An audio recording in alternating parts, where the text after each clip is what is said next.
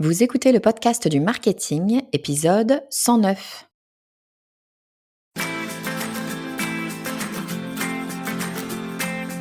Bonjour et bienvenue. Je suis Estelle Ballot et je suis ravie de vous recevoir sur le podcast du marketing. À chaque épisode, je vous propose d'analyser les techniques marketing qui marchent, pas à pas et très concrètement, pour développer votre activité. Il y a un truc qu'on entend souvent en marketing. Quand on écrit un texte professionnel, c'est-à-dire quand on prend la parole pour son entreprise, pour sa marque, il vaut mieux éviter l'humour. Parce que l'humour, c'est glissant, on risque de se casser la figure. Et pour tout vous dire, je crois bien que c'est quelque chose que j'ai pu dire moi aussi, du genre c'est bien, mais franchement, si j'étais toi, je ferais attention avec ton trait d'humour là, pas sûr que ce soit bien compris. Je crois bien que j'ai tout faux. Si on se connaît depuis un certain temps, vous savez sûrement que mon réseau social favori, c'est LinkedIn. Et le moins qu'on puisse dire, c'est que c'est pas le réseau le plus fun du monde. Je sais pas combien de fois j'ai vu des commentaires du genre « Non, mais ça n'a rien à faire sur LinkedIn ça, on n'est pas sur Facebook ici ». Traduisez, ici, c'est du sérieux, on est là pour bosser, pas pour rigoler. Bon, je passe pas mal de temps sur LinkedIn et franchement, c'est pas si souvent qu'un compte me tape dans l'œil. Ça arrive, il y a des gens qui sont très doués, qui ont un message fort à faire passer ou une histoire qui va m'interpeller. Mais enfin, la plupart du temps, je lis un post, il m'intéresse ou il ne m'intéresse pas, mais l'histoire, s'arrête souvent là. Ouais. Mais il y a quelques mois, je tombe sur un post dont je me souviens encore. C'est un post un peu 36-15 ma vie, pas commun sur LinkedIn, on peut le dire, avec un ton mi-figue mi-raisin, positif et négatif à la fois, et puis une photo d'une jeune femme montrant son nouveau cadre accroché sur un mur vert vif. Autant vous dire qu'on voit pas ça tous les jours sur LinkedIn. Sauf que ce post a 9 mois et que je me souviens encore que l'on voit dans le reflet du cadre le père de la jeune femme en question en train de prendre la photo. Niveau mémorisation, on est pas mal. Ce profil LinkedIn, je le suis depuis ce premier post et je ne l'ai pas lâché parce qu'il est drôle. Et attention, drôle ne veut absolument pas dire idiot, bien au contraire. Ce profil est bourré de bons conseils, simplement, ils sont proposés avec légèreté. Du coup, on aime les lire, on s'en souvient et on s'y attache. Alors aujourd'hui, j'ai eu envie qu'on torde le cou à ce bon vieux conseil qui dit qu'il vaut mieux éviter de mettre de l'humour dans sa copie parce que ça fait pas sérieux. Et pour ça, évidemment, j'ai invité la jeune femme derrière ce délicieux profil LinkedIn. Il s'agit de Valentine Soda. Valentine est copywriteuse et elle maîtrise parfaitement l'art de casser les codes pour sortir du lot tout en apportant de la valeur. C'est un véritable bonbon. Vous vous en doutez, je lui ai demandé de venir nous parler d'humour, de ce que ça apporte, des risques qu'on prend et comment faire pour que ça marche. Alors je vous propose d'accueillir tout de suite Valentine Soda. Bonjour Valentine et bienvenue sur le podcast du marketing. Bonjour Estelle, je suis ravie d'être ici. Écoute, je suis super heureuse de t'accueillir. Je pense qu'on va passer un très très bon moment en off. Là, ça fait déjà, 10-15 minutes qu'on discute et on a déjà bien rigolé. On va parler d'un sujet dont j'ai jamais parlé sur le podcast du marketing et dont on parle finalement, je trouve, assez peu en marketing. C'est de l'humour. Donc, je vais pas tout spoiler et je vais commencer par te demander de dire à nos auditeurs, nos auditrices, qui tu es et ce que tu fais. Oui, alors bonjour à tous, je m'appelle Valentine Soda, j'ai 25 ans et je suis copywriteuse. Copywriteuse, c'est un métier dont on entend beaucoup parler en ce moment, mais c'est pas un métier qui est tout jeune. Et en gros, moi je suis amoureuse des mots et je transforme les mots en euros. Pour résumer, ce que j'explique en général au repas de famille, quand il y a mon tonton qui a bu 1 ou 2 verres de trop, qui essaye de comprendre ce que je fais sur l'internet, Peu importe le support, que ce soit une landing page, un site internet ou un post sur les réseaux sociaux, moi je vous apprends à tourner les mots de façon percutante, donc que ce soit des phrases plus courtes, pour attirer l'attention, pour amener en fait tout simplement votre lecteur à passer à l'action. Donc, c'est ça mon métier. Et j'ai créé une formation qui s'appelle Copywriting, qui est à la fois une formation copywriting et aussi d'utilisation du réseau LinkedIn. Donc c'est une formation un petit peu 2 en 1 et je me régale à le faire parce que j'aime bien kiffer et j'aime bien m'amuser sur LinkedIn. Et donc transmettre cet amusement-là aux équipes, c'est un vrai bonheur tous les jours. Génial, je savais pas, tu vois, je l'apprends là pendant cet épisode, je savais pas que tu avais cette formation, qui allie copywriting et LinkedIn. Je trouve que c'est une très, très bonne idée parce que c'est tellement un super terrain de jeu pour, écrire. LinkedIn, moi j'adore cet exercice-là sur LinkedIn. Donc, super idée et je pense que c'est très demandé. Il y a beaucoup, beaucoup de gens qui se demandent comment faire pour bien écrire sur LinkedIn. Donc, si vous vous posez la question, je mettrai le lien, de ta formation dans les notes de l'épisode, évidemment avec grand plaisir. Alors aujourd'hui, en fait, on va pas forcément, je pense qu'on va peut-être un petit peu parler de LinkedIn d'ailleurs, hein, mais on va pas nécessairement parler de LinkedIn pur, on va parler de copywriting, mais d'un élément particulier du copywriting, pardon, on va parler de l'humour parce que c'est un petit peu ta marque de fabrique, en tout cas sur LinkedIn, c'est que toi, tu as un profil qui sort du lot assez rapidement sur LinkedIn parce que tu nous fais marrer. C'est vrai que LinkedIn, c'est quand même un truc un peu professionnel, donc en général, les gens se tiennent un peu, ils essayent d'être sérieux et de parler de trucs intelligents. Toi, tu parles de trucs intelligents, mais tu le fais de façon ultra fun, pleine d'humour, pleine de couleurs et de peps. Et donc, moi, je t'ai découverte comme ça et j'avais envie qu'on discute un petit peu de cette idée de mettre de l'humour dans son copywriting. Est-ce que tu peux peut-être nous dire déjà, pourquoi est-ce que tu es allée sur l'humour et finalement, quelle est cette utilité? À quoi ça sert l'humour, finalement?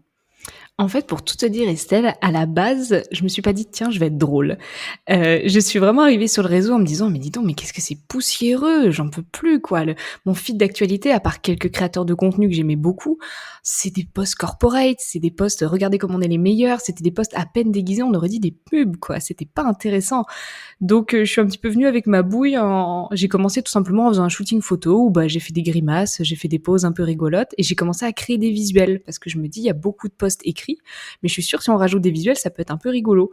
Donc je suis vraiment venue comme ça, en essayant d'être authentique et ensuite je me suis rendu compte que j'avais plus de plaisir et que j'étais plus efficace quand j'écrivais comme je parlais.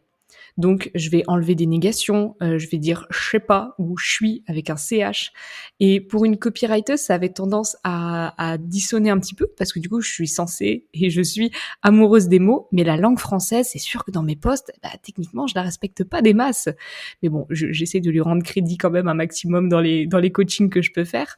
Mais c'est vrai que c'est ma façon d'attirer l'œil, c'est d'avoir de l'humour, d'avoir un ton assez léger et en fait, c'est hyper utile d'avoir de l'humour quand on communique. Et c'est pour ça que dès que tu m'as proposé ce sujet, j'ai foncé dessus parce qu'il y a tellement de choses à dire là-dessus.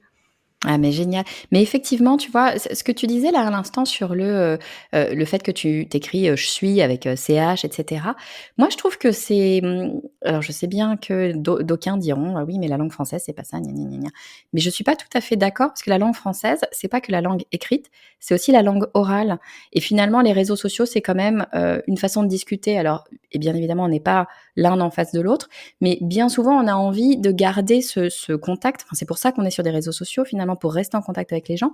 Et je trouve ça plutôt assez logique et finalement naturel que d'utiliser la langue parlée. Moi, c'est vrai que petit à petit, alors je suis beaucoup plus sérieuse que toi sur mon LinkedIn, mais c'est vrai que petit à petit, je me suis mise à écrire comme je parle, un petit peu comme sur le podcast finalement, parce que tu veux t'adresser à des gens qui sont des vrais gens et pas écrire un roman. Enfin, on n'est pas avec Balzac là tout de suite.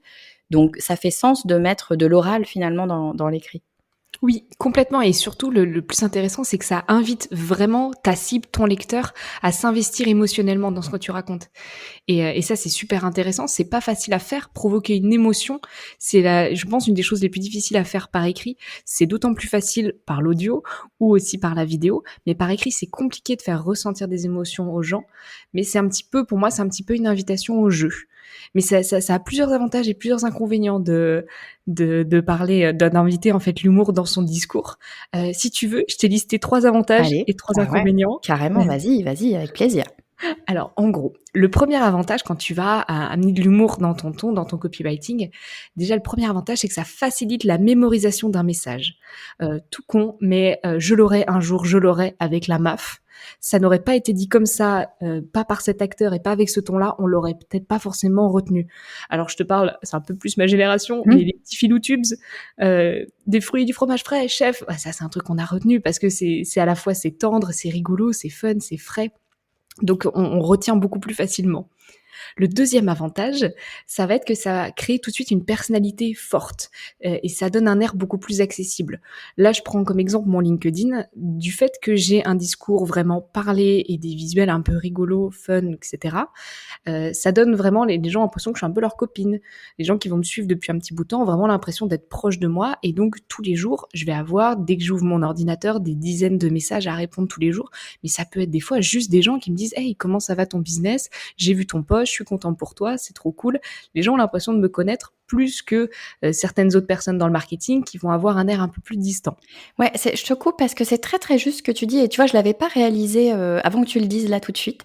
On en a parlé juste avant en off, ton profil. Donc je vous invite je mettrai le lien bien sûr, mais je vous invite à aller voir le profil de Valentine. Tu as un ton. Bien sûr, l'humour passe par ce que tu racontes et la façon que tu as de le raconter, mais tu as aussi vraiment un ton enfin, ton, c'est pas le mot, mais si, peut-être, allez, pourquoi pas, un ton graphique. Tu as vraiment une patte à toi graphique qui fait que, un, ça se retient, deux, on a presque l'impression que c'est une blague. Alors, j'explique un petit peu ton principe graphique, c'est que bien souvent, tu es, toi, avec habillé de façon ultra simple, un jean, t-shirt blanc, devant un fond vert. Et bien souvent avec des gants de boxe rose, histoire d'en rajouter. Et ce fond vert, moi, la première fois que je l'ai vu, je me suis dit, mais elle est con, quoi. Elle a mis un fond vert, elle a oublié d'incruster son fond, quoi. Et en fait, ça fait la blague, en fait. Je me dis, mais à chaque fois, mais punaise, c'est foutu devant son fond vert. Comme ça, on a oublié. Elle est pas maligne celle-là quand Elle même. n'est pas très très valide, elle a oublié un truc. Et du coup, je pense que ça accroche l'œil, même inconsciemment. Hein. Je dis pas que les gens se disent à chaque fois, mais attends, elle a pas mis son fond, machin. Mais je pense que on n'est pas habitué à ça parce que, mais évidemment qu'un fond vert, puis en plus c'est un vert bien pétant, fait exprès parce que c'est fait pour contraster, c'est à ça que ça sert un fond vert en vidéo. Bien évidemment que c'est pas quelque chose qu'on a l'habitude de voir. Donc ça accroche l'œil mécaniquement et ça accroche l'œil parce que tu as un contraste, mais ça accroche l'œil parce que c'est pas normal. C'est pas quelque chose que ton cerveau est habitué à voir, donc ça vient le stopper dans son raisonnement. Donc c'est une super bonne idée et puis c'est rigolo. En général, tu as des poses qui sont pas celles qu'on trouve sur LinkedIn, à savoir, tu fais non pas des grimaces forcément, mais des visages un peu effet surprise. Enfin, waouh, c'est super, machin, Ouais, etc. je surjoue absolument toutes les émotions. Ouais. Exactement. Et du coup, nécessairement, ça nous arrête. Donc voilà, ce que je voulais dire, pardon, je t'ai arrêté en pleine discussion, mais je pense que c'est important de se dire que cet humour-là, cette note d'humour, on peut la mettre dans notre ton, on peut la mettre dans ce qu'on raconte et on peut la mettre aussi dans les visuels, dans la façon de présenter les choses. Et notamment, tu fais plein de carousels qui sont tordants. Donc, ça peut être vraiment une très, très bonne idée de travailler aussi sur le graphique. Donc, tu disais, toi, que ce côté humoristique, ça permettait aux gens d'avoir l'impression de finalement mieux te connaître. En fait, ce que tu fais sur LinkedIn, c'est ce qu'on fait sur les autres réseaux sociaux finalement, sans partir dans « je raconte ma vie », parce que c'est pas le cas. Pour le coup, tu parles de choses qui elles-mêmes sont dans le fond très sérieuses, mais tu le fais de façon détendue, rigolote, comme on peut le faire peut-être sur d'autres réseaux sociaux. Et du coup, les gens ont l'impression de te connaître, ils ont l'impression finalement que tu fais partie de leur vie et ils rentrent plus facilement en contact avec toi, ce qui est quand même assez intéressant quand on veut créer du lien, créer de l'engagement, évidemment. C'est ça, exactement. J'ai essayé d'importer certains codes de d'autres réseaux sociaux, comme par exemple les miniatures YouTube. Des fois, c'est ça, c'est 15 ans d'art dramatique pour une miniature, quoi. C'est surjoué à mort, la surprise, etc. Je l'ai importé. Par exemple, Thibault Louis, lui, il a importé les mèmes, qui est plus un peu plus Facebook, un peu plus geek. Il l'a importé sur LinkedIn, ça a cartonné aussi. Donc, j'ai un peu essayé d'apporter cette petite patte là-dessus, et ça en vient en plus parfaitement au dernier avantage qui est pour moi le plus fort. c'est que ça booste le capital sympathie d'une marque ou d'une personne en fait, tout simplement. C'est tout bête, mais par exemple Innocent qui fait beaucoup de jeux de mots avec les fruits, c'est mignon, c'est amusant, c'est frais. On a l'impression que c'est agréable presque Innocent. Donc j'ai un peu joué aussi sur ce biais-là et sur le fait que c'est agréable et ça a l'air sympa. Et moi, ça me va bien de passer pour la bonne copine du quartier qui te conseille sur LinkedIn et qui t'aide sur ta stratégie. Ça, c'est un rôle qui me plaît Mais bien. tu vois, la bonne copine du quartier, moi j'aime bien dire ça aussi hein, sur le podcast. Moi, l'objectif, c'est qu'on se dise que je suis une bonne copine qui te donne ses conseils marketing. Tu vois, une bonne copine qui connaît un petit peu des trucs en marketing, qui dit bah, attends, tu devrais faire ça. Et effectivement, je peux imaginer que c'est ce qui se passe sur ton compte, mais je pense pas que ce soit du tout négatif parce que encore une fois, ce que tu racontes en termes de stratégie, de conseils, etc., c'est pas du tout, tu vois, évident. Enfin, c'est des choses qui apprennent vraiment. Il y a un véritable contenu derrière. Je pense que c'est ça aussi qui fait que ça va fonctionner. L'humour pour l'humour, je ne suis pas sûre que ça fonctionnerait autant sur LinkedIn. Ce qui fonctionne là, c'est parce que tu allies l'humour à ce qui fait le fond de la plateforme de LinkedIn, à savoir l'apport de valeur. Et l'un sans l'autre, finalement, ce que j'ai envie de te faire dire là presque, c'est l'humour, c'est bien, mais c'est bien si c'est un outil pour quelque chose d'autre derrière. Comment tu le vois, tu le vois comme ça ou pas? Oui, moi je le vois vraiment comme ça. Si je devais choisir entre l'humour ou l'apport de valeur, je choisirais l'apport de valeur. Je ferais pas un post pour être marrante juste pour être marrante. Le but c'est aussi d'être authentique. Le côté aussi, je veux vous divertir, j'ai quelque chose à vendre derrière, mais pas à n'importe quel prix. Le but c'est pas de vendre. Et le but c'est pas de vous faire marrer juste pour vous faire marrer. Mon boulot c'est pas d'être one man show ou d'être, voilà, j'écris pas des vannes toute la journée. Donc à choisir c'est de l'apport de valeur. Mais comme le copywriting c'est mine de rien assez niche. Ça reste pas comme du marketing digital en général ou encore moins de la rédaction web, SEO, etc. Ça reste quelque chose d'assez niche et assez lourd, mine de rien, à apprendre. C'est des règles grammaticales, c'est des techniques, c'est des biais psychologiques, etc. Moi, je pense qu'il faut absolument de l'humour pour l'apprendre parce que il faut de l'humour aussi pour le mettre en place. Si vous, enfin, je leur dis souvent, mais si vous kiffez pas, vous ne le ferez pas. Ouais. Vous prendrez jamais, surtout poster sur LinkedIn. Si vous kiffez pas, si vous n'apprenez pas à votre équipe à apprécier poster sur LinkedIn, vous allez vous lasser. La création de contenu, c'est très chronophage. Tu le sais comme moi, Ah Estelle. oui. Donc, il faut vraiment apprécier le faire. Ouais, Donc, je ouais, trouve que c'est important de prendre du plaisir je aussi. suis tout à fait d'accord avec toi et tu as utilisé le mot d'authenticité. Moi, c'est un mot que j'aime beaucoup et effectivement, ce que je dis souvent, c'est on peut pas, ça marche pas la création de contenu si on n'est pas authentique. Donc, typiquement, l'humour, c'est bien si dans ta personnalité à toi, il y a de l'humour. Si c'est pas ton truc, je pense que et que tu te forces à fond à mettre de l'humour, ça va pas fonctionner non plus. Et pourquoi est-ce que je dis que l'authenticité, c'est ultra important, outre le fait que c'est bien dans la vie d'être authentique, machin, et cetera, c'est pas la question. C'est que sur le long terme, et la création de contenu, c'est nécessairement sur le long terme, on ne peut pas se faire passer pour quelqu'un d'autre tout le temps. Même les professionnels qui se font passer pour quelqu'un d'autre, à savoir les acteurs, ils ne le font que sur quelques minutes, voire 1 heure ou 2 heures. Allez, s'ils font du théâtre et qu'ils sont sur scène non-stop, ils sont pas en train de se faire passer pour quelqu'un d'autre en permanence dans la vie. Donc ça marchera pas sur le long terme, d'où le fait d'être authentique. Et c'était un peu, je pense, un point important à souligner sur l'humour, c'est que si on veut mettre de l'humour, c'est très bien et on a le droit. En revanche, il faut qu'on ait de l'humour dans notre personnalité. Si on force le trait, je sais pas ce que tu en penses, mais je pense que ça va être un petit peu compliqué. Je pense que ça va être un désastre, Estelle. Ok, super. En Alors dis-moi justement, quand on parle de désastre, tu mets quoi comme inconvénient? Tu m'as donné là des avantages hein, à mettre de l'humour dans la copie, mais s'il y a des avantages, j'imagine qu'il y a des inconvénients. Qu'est-ce que tu aurais à nous dire qui est un peu moins simple? Eh ben, franchement, le premier gros désavantage qu'il puisse y avoir, et à mon avis, c'est votre plus grosse peur, c'est que ça peut être malaisant. Vous pouvez vraiment créer un bad buzz quand l'humour est mal incarné. Tout bête, mais l'exemple de la pub LCL avec Gad Elmaleh, ça a été une catastrophe. Où Gad Elmaleh arrivait sur scène en disant « Je rêve d'une banque qui m'écoute » ou j'en sais rien, et puis ça terminait sur cette banque-là, elle existe déjà. Personne n'y a cru, ça manquait d'authenticité, c'était pas drôle. Ils ont tout misé sur l'image drôle de Gad Elmaleh et ça a tout pourri, au contraire, son image. Donc ça, c'était vraiment un bon exemple de très mauvaise chose à faire. Le deuxième inconvénient, c'est que vraiment ça peut décrédibiliser le message ou votre marque. Je sais pas si tu as entendu parler de ça, Estelle, mais Amazon Prime Video qui a lancé un petit concours en fait sur leur compte Instagram, c'était le 30 décembre dernier, et c'était choisissez notre nouvelle biographie. En fait, tout simplement, mettez un petit commentaire et le commentaire qui aura le plus de likes, on le met en biographie.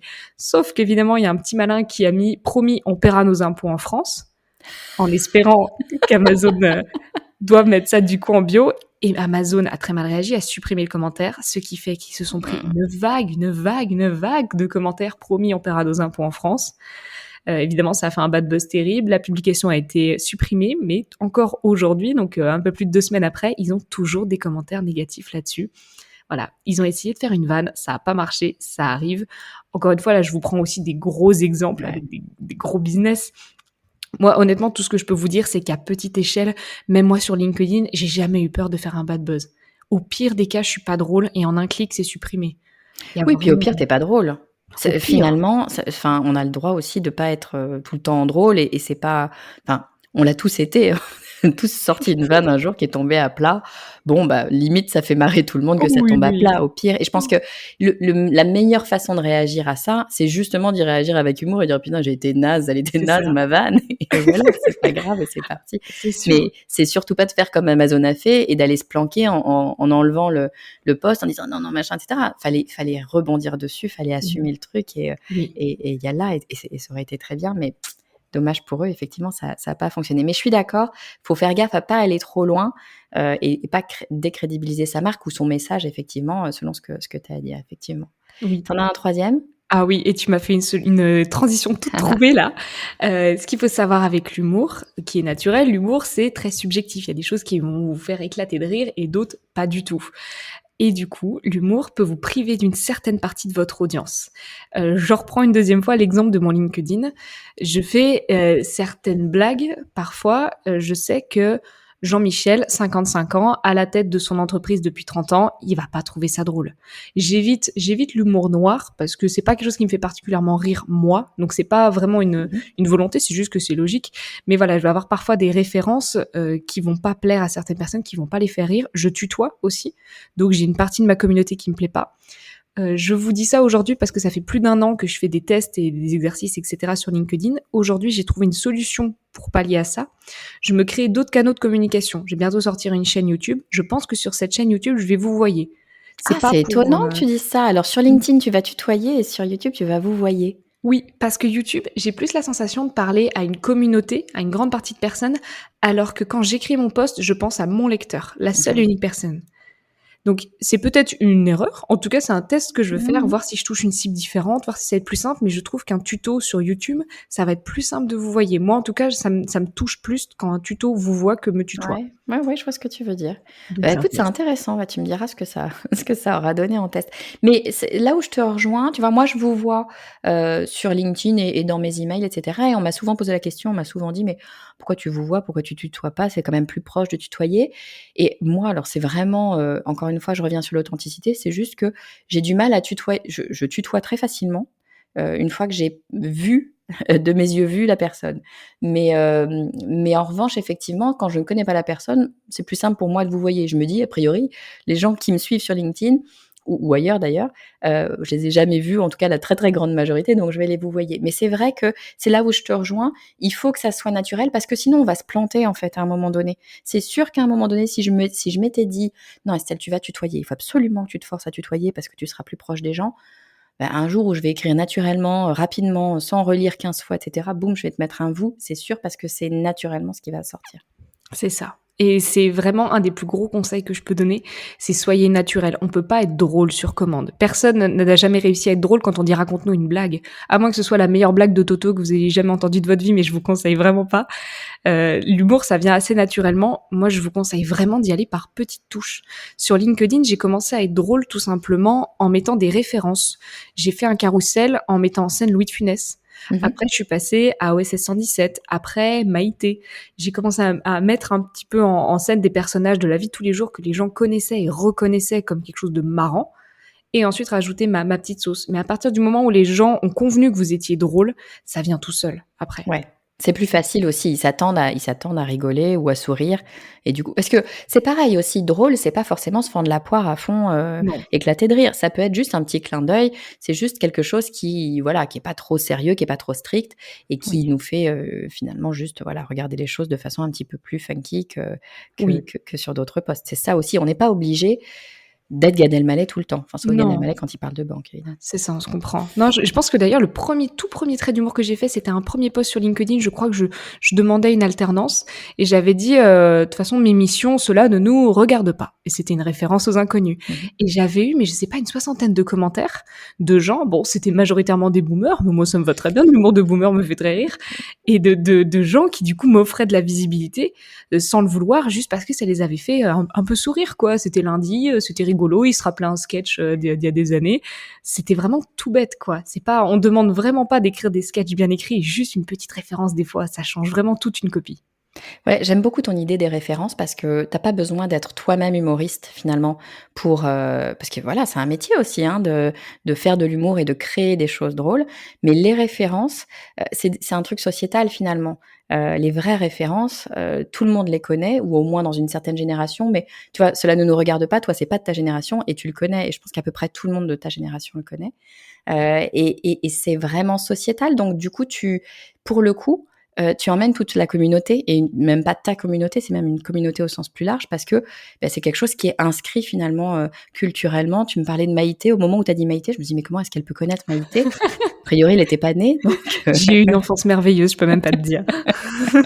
tu as eu des rediffs de tes parents, ça devait être sympa. Vraiment. Mais mais effectivement, il y a un truc un peu, oui, qui englobe tout le monde finalement, qui est, culturellement, voilà, qui est inscrit culturellement. Donc c'est une très bonne idée, je trouve, d'aller chercher ça, d'aller chercher les références. Si on n'est pas obligé d'être drôle soi.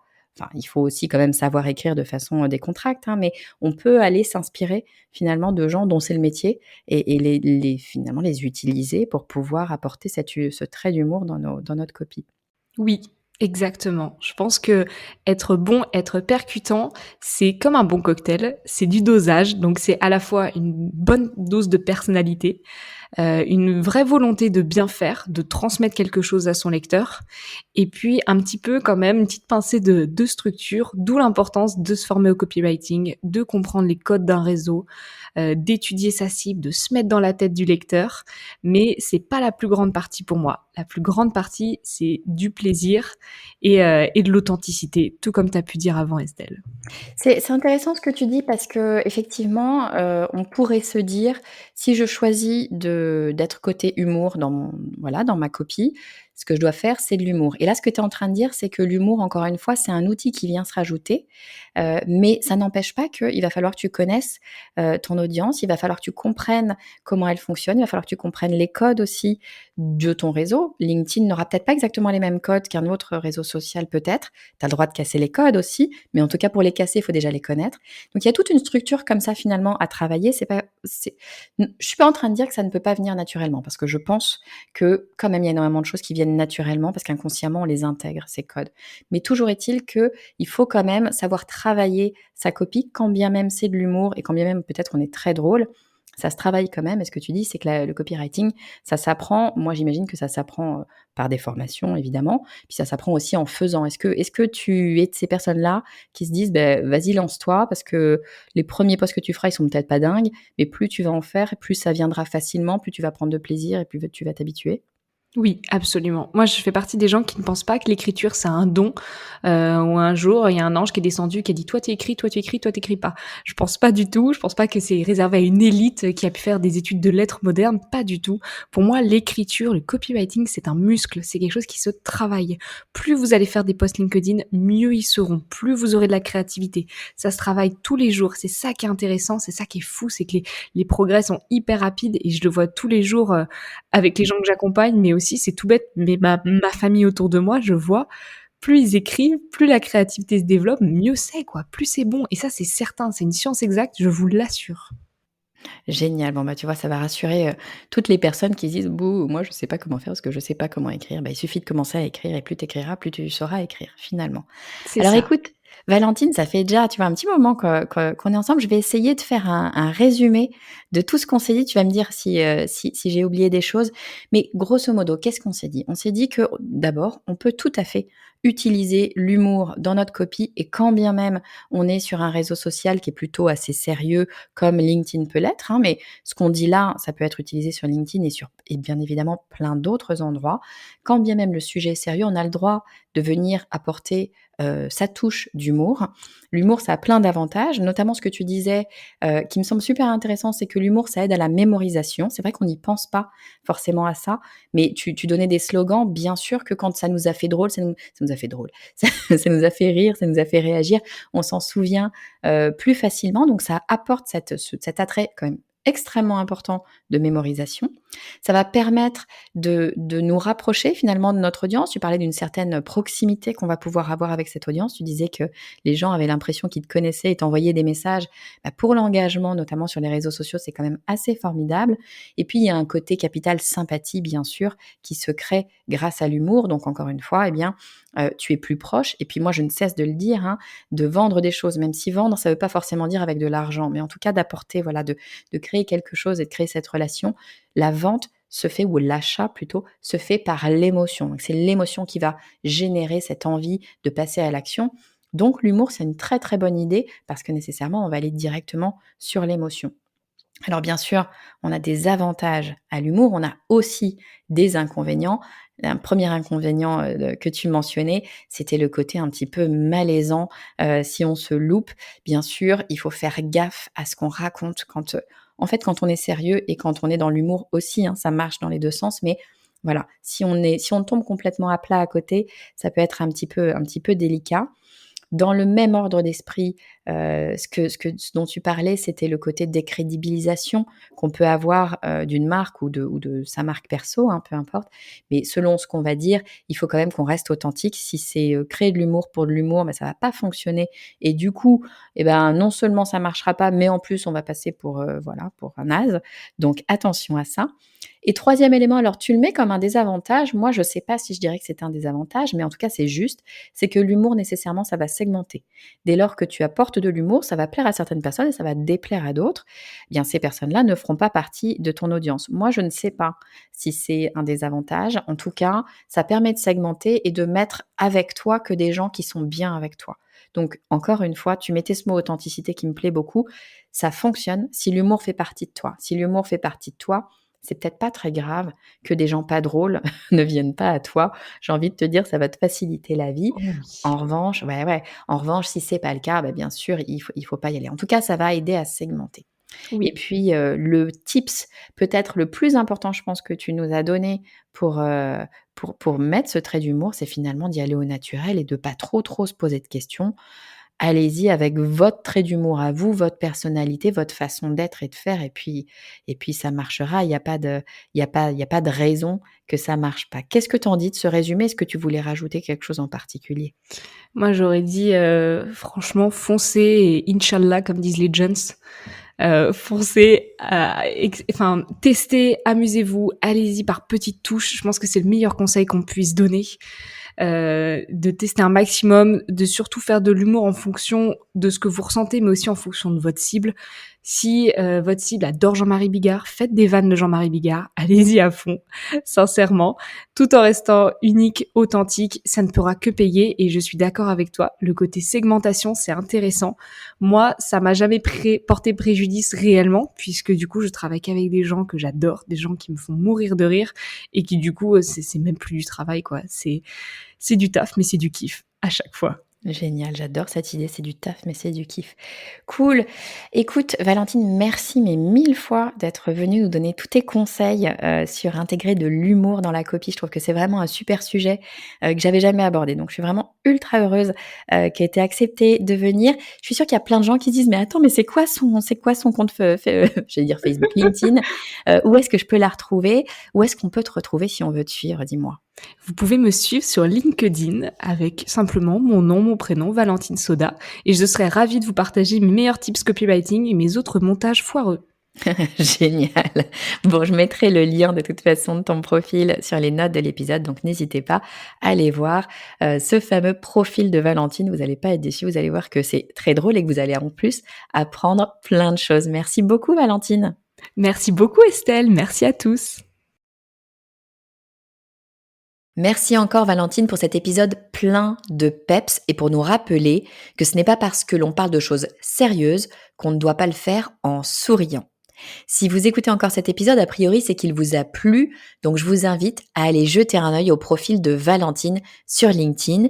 Et puisque vous y êtes, si vous souhaitez qu'on reste en contact d'ici au prochain épisode, eh bien, je vous invite à rejoindre mon réseau sur LinkedIn. Vous me trouverez sous mon nom, Estelle Ballot. Je vous dis à très vite.